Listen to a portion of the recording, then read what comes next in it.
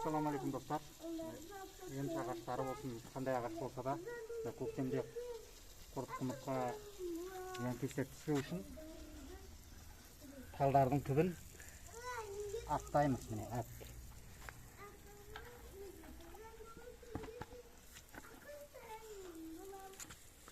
Жақсылап аттаймыз. Мына жарықтарына бәріне сіңдіріп ақтасақ, зиянкестерден енді кішкене болса да қорғаған боламыз.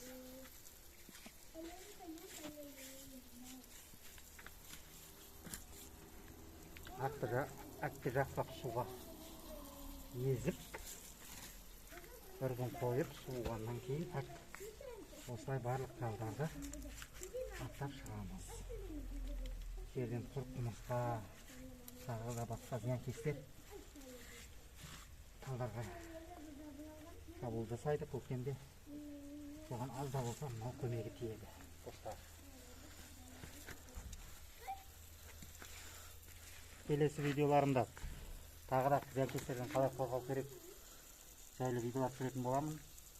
Лайк басып кетіңіздер достар.